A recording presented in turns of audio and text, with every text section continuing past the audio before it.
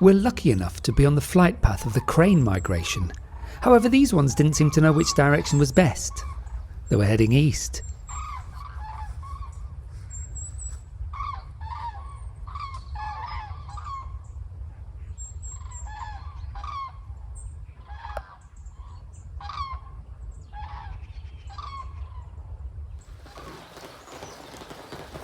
Oh, the rain is coming down hard. It's probably been raining for nearly 24 hours now, and the horses' fields are flooding.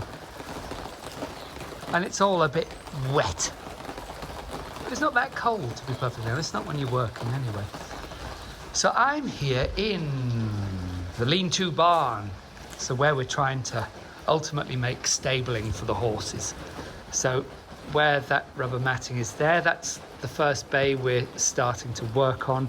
I'm in another bay which up until now has been absolutely rammed with just stuff thrown all over, all sorts of scrap metal,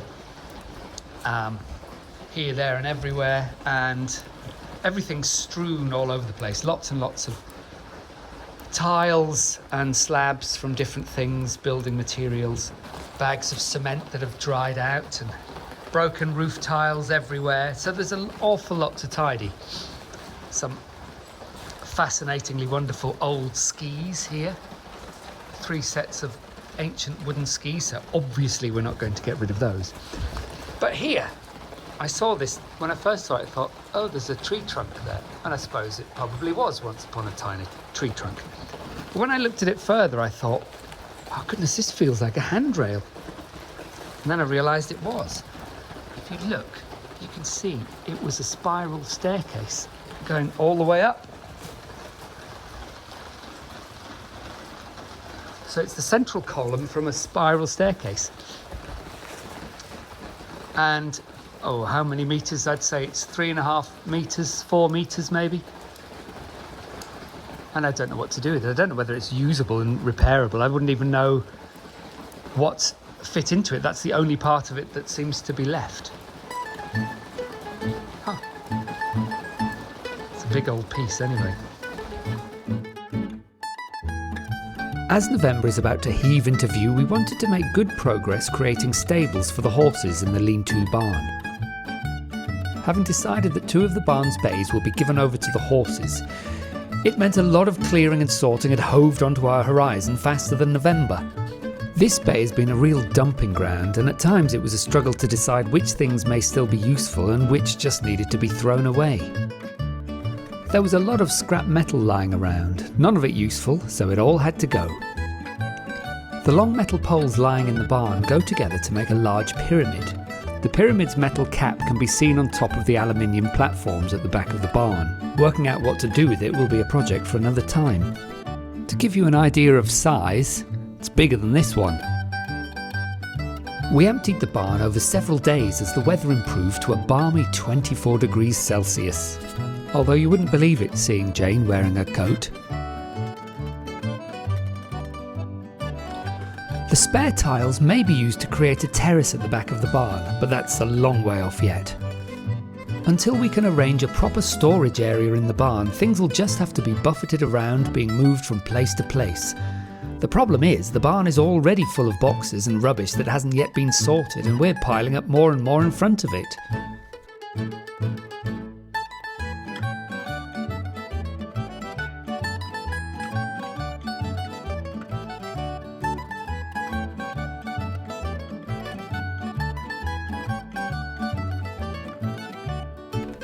The ground was stonier than a miser's heart.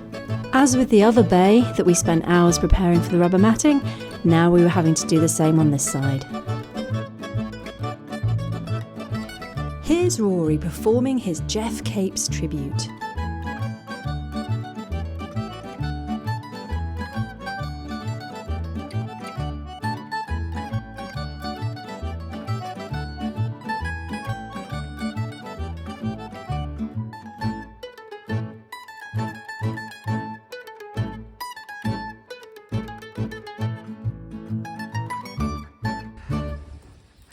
Jane's just finding the last of the larger cobbles that are scattered around the barn area. to make it a little bit less precarious for the horses. But we've made great progress in clearing this second bay area. So now we will have 2 bays that will become stables. And at the back of this one, we knew there was some shutters that, by the colour of the paint, they belonged to the chateau. But we also found these, and it's a set of 4 folding doors. And we're not exactly sure where they used to go, presumably somewhere on the barn. But yeah, a set of 4 folding doors with windows and a window. This sort of dark greeny coloured window. And, you know, it looks horrible. It's covered in all sorts of yuck and muck. But it's not actually rotten through. Some of the glass is broken. So we're not going to get rid of it in case we find out where it was from, and it can be used again in the future at some point. It perhaps came off the cottage, but I can't swear to that. And then there's 2 shutters, which are also in pretty good condition, just need a good clean up. And they're quite small, obviously not off the chateau, but I wonder if they were off the cottage as well. So we'll store these somewhere safe until such time as we investigate them further. Not sure about the doors, whether we'll need them, but we won't rush to get rid of them either. So there, we're making great progress. What are your thoughts on the stabling? I think it's amazing. I didn't expect we'd get this done as we have. I mean, there's still quite a lot of stones, but we've shifted an awful lot. And this is going to be a really great area for the horses to come and mill around, have their hay, have their food. It's all undercover for the winter, and particularly in the summer, because horses absolutely love being undercover when it's hot. This is north facing. It's going to be absolutely perfect for them to shelter in the summer from the heat and the flies. So yeah, it's brilliant. It's absolutely brilliant.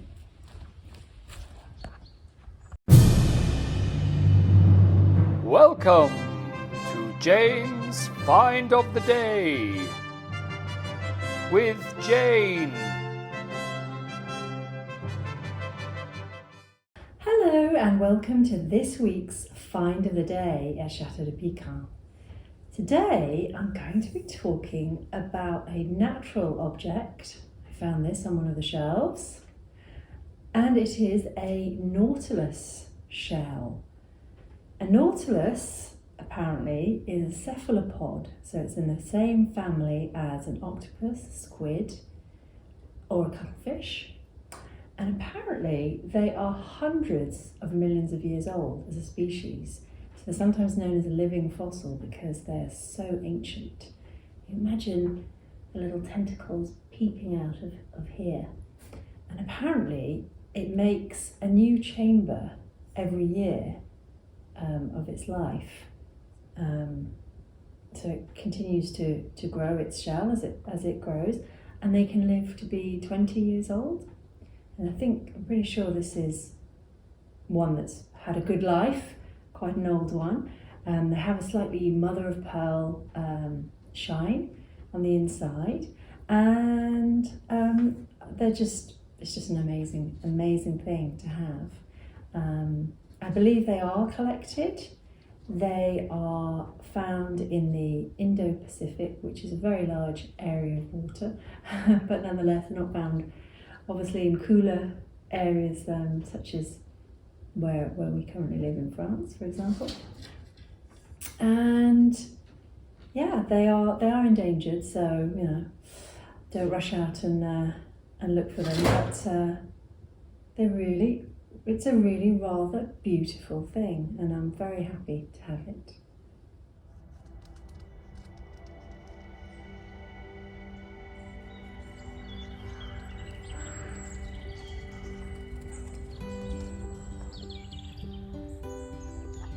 Another reason why we need to get the horses' fields all properly sorted is because Harry likes to escape in the night, have a wander around, and eat all the grass. I can't blame him. It's becoming a little frequent though, Harry. So we've been doing a lot of new fencing. It's a bit rudimentary because we haven't got everything set up as we finally want. However, we've created 2 paddocks and we were just about to create a 3rd, and we knew we needed to fence off this Christmas tree, which would be really nice to put bulbs on at Christmas. But I didn't know what that tree was, so I said to Rory, can you just check in your plant finder app what that tree is in case it's poisonous to horses.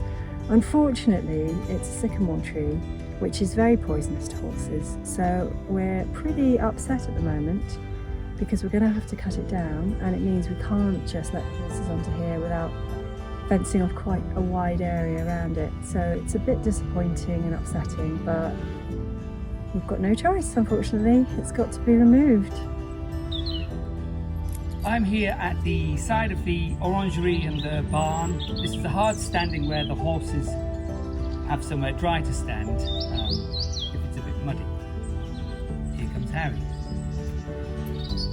You staying there, Harry? You coming past? And basically, I know you're nodding. The monster that is Harry, the last couple of days keeps escaping because a lot of the electric fence that we've got up at the minute is temporary.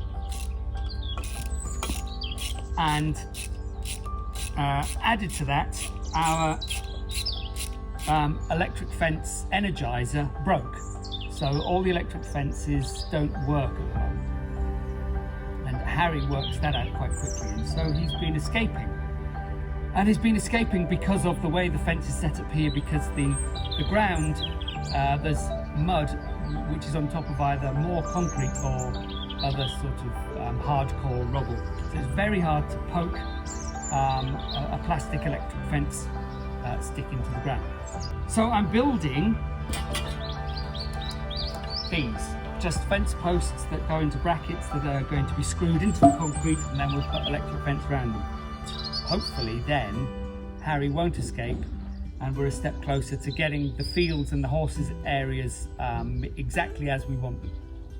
I've got several of these brackets, and so we're going to space them out along here and make this sort of rectangular corral that the horses can use, and hopefully that will stop Harry from escaping.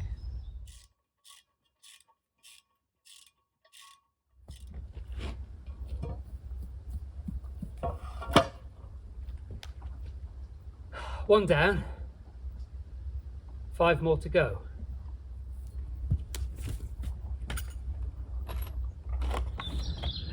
I've now finished the first 6 of the metal brackets running up along the front of the concrete hard standing.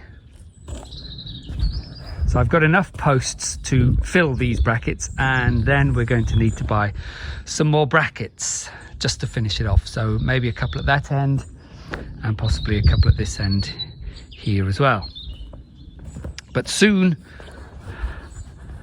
the horses will have the hard standing, we'll be able to get the fence more rigidly fixed up, and Harry, the grey horse just disappearing behind that tree, will hopefully stop escaping overnight as he did last night as well. He's out again.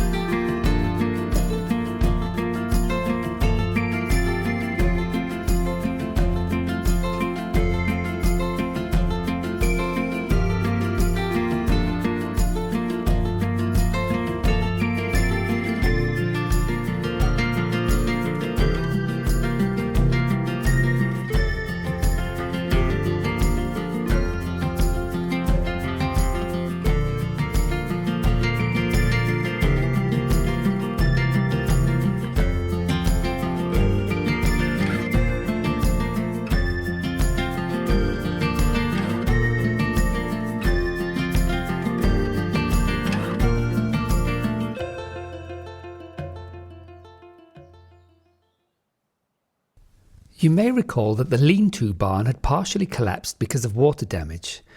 Well, the day had finally come for it to be repaired. Not being sure if the roof might cave in if I tried the repair myself, we deferred to the professionals on this occasion. Working over 2 half days, the new beam was quickly up in place, and before we knew it, the job was finished and they'd packed up and gone. The barn repair is complete. Well, I say complete.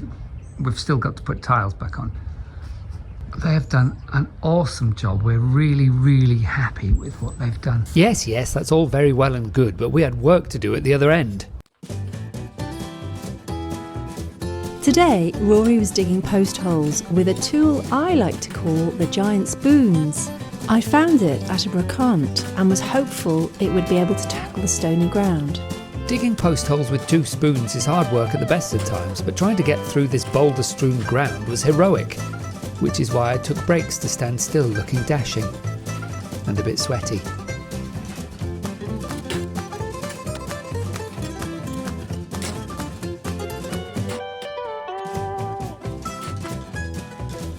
I just couldn't help myself. Ooh, heroic, dashing. Even sweatier.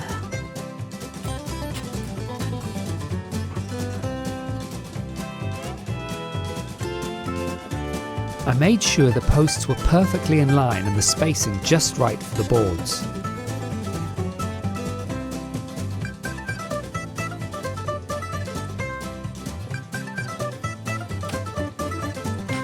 The third hole was proving to be the hardest yet. I spent ages thinking it was the stony ground thwarting my heroic deeds, but it turned out I'd bent the tips of my spoons and they couldn't dig anymore.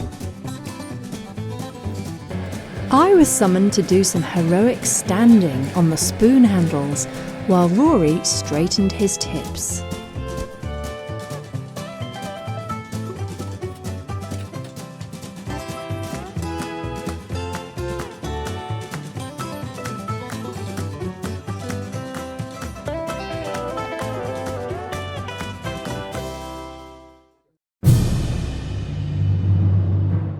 The moment that perhaps none of you have been waiting for.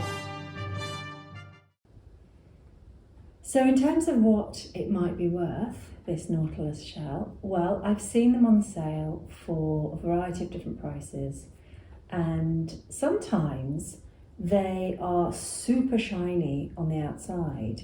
So I don't know how that arises. Maybe those are very rare, but I think typically they do have these zebra stripes. And if you run your finger over them, they're ridges. So maybe that's the way that it grows as it goes through its life and needs a bigger shell. So I've seen them for as little as about €20 or $20, that sort of price. And I've seen them of this type up to about €120 or dollars. If they're super shiny, so mother of pearl all around the outside, they seem to be much more valuable. But anyway, definitely a collector's item and really beautiful. So very happy to have it. If you've enjoyed our video, please consider hitting that subscribe button and giving us a like. It really does help. See you next time.